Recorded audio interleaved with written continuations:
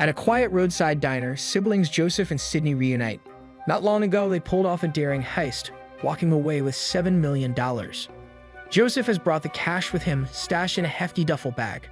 As they sit down, the two go over their next steps. Sydney needs her share to settle debts and finally take proper care of her daughter, Steph. Just then, flashing lights and the wail of a siren outside the diner send them into a panic. They bolt, fleeing into the nearby forest, after swapping clothes and ditching their old outfits in a swamp. As they approach a sprawling cornfield near the property, the sharp cracks of gunfire interrupt their journey. They find three strangers out front using beer bottles for target practice. Sydney confronts them, brandishing a shotgun, but it's Joseph's sudden appearance that scares the men off. Inside, the house is dusty and forgotten. Joseph notices a large clock, oddly central to the living room. As they hear distant sirens again, Sydney suggests they run. But Joseph has another idea. He points to a pantry and insists it's what they need. He races to the main clock and begins turning the hands in a specific pattern. Sydney follows suit with other clocks scattered around the house. When they all begin to chime in unison, the siblings step into the pantry and close the door. Lightning flashes as thunder rumbles overhead. Inside the small room, Joseph pulls out a worn notebook and instructs Sydney to use the antique phone to dial a number and say a specific phrase before hanging up. Outside, the sound of police voices grows louder. Sydney does as told and hangs up. The room falls into an eerie silence. Time passes. Eventually, Joseph opens the pantry door. The world outside has changed. The house is now pristine and cozy, as if untouched by time. The clocks have all stopped again. Joseph reminds Sydney that they must stay hidden for 2 weeks. It's a small price to pay. The kitchen is stocked and old DVDs lie stacked on a table. The first day passes quietly. Joseph explores the property while Sydney relaxes, soaking in the bath and trying on vintage clothes. By the next day, they're cooking meals together, counting their stolen cash and talking about the future. Sydney gazes longingly at a photo of her daughter, hopeful that soon she'll be able to start fresh.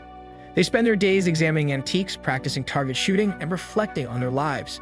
Sydney even educates Joseph on some of the strange artifacts in the house. One evening, the conversation turns personal. Joseph admits he regrets not being a better brother, while Sydney assures him she doesn't consider her life a total loss. After all, she has Steph. Curious, Sydney asks about the woman who gave them access to this hidden haven.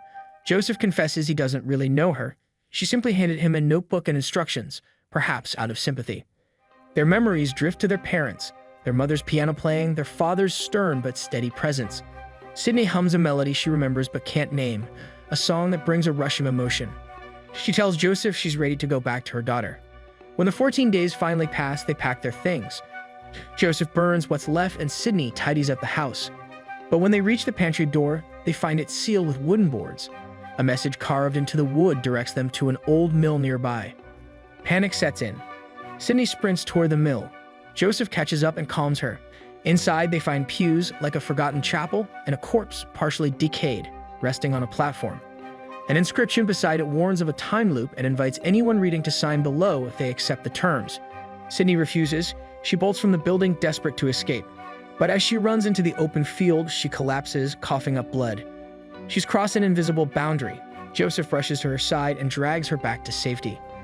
As she recovers, Joseph breaks the grim truth. The body at the mill is the woman who gave him the notebook. He recognized her from the ornate clock, a family heirloom she once showed him. They realize now they've sealed their own fate. No one will come looking. They were too careful, too thorough in their escape. With no other option, Joseph signs the message. Instantly, a safe materializes before them, just like the notebook said it would. Joseph opens the safe using the combination written in the notebook. Inside, he finds an old tape recorder and a note instructing him to speak into it, and then shut the door to establish a connection.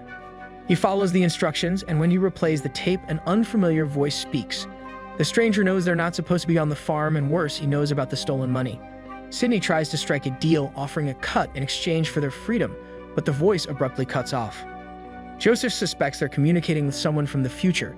Sydney repeats the same steps, opens the safe, says the words, and closes it. The voice returns with a chilling ultimatum. If they want to leave alive, they must remain at the farm and kill a mysterious individual who will eventually arrive. Only then will they be helped to return to their own time. Reluctantly, the siblings settle back into the house. Sydney ensures the kitchen is stocked and begins preparing for the inevitable visitor. She's convinced they're doomed but still clings to hope.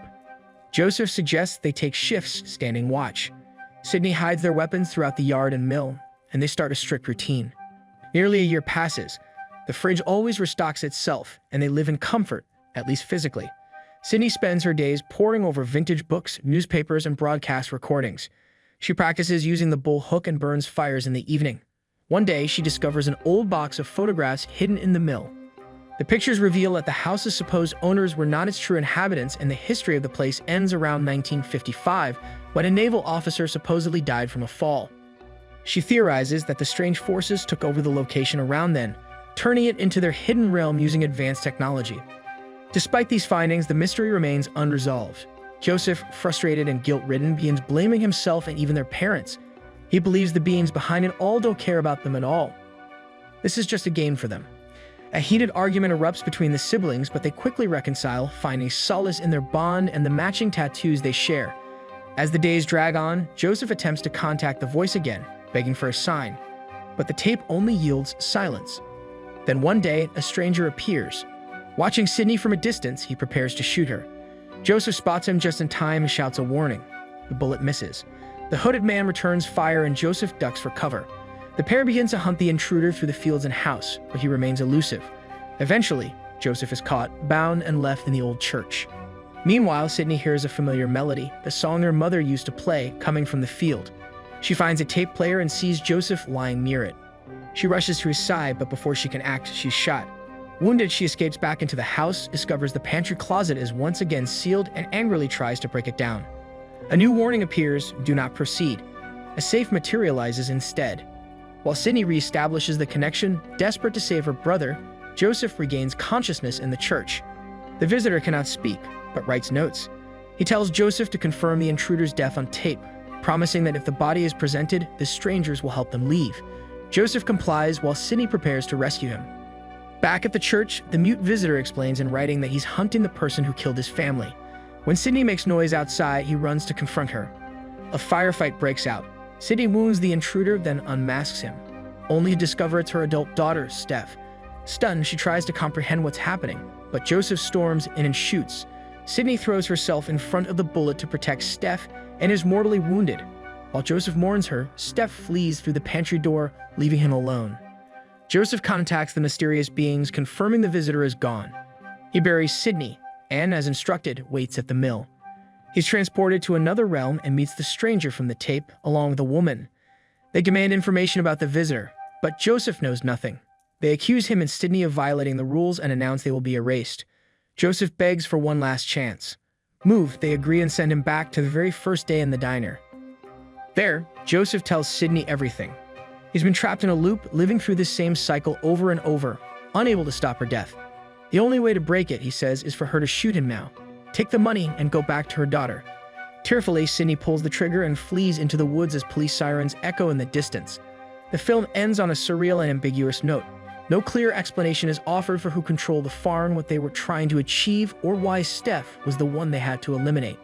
The truth behind the time loop, the visitors, and the forces at play all remain mysterious, leaving viewers with haunting questions and no simple answers.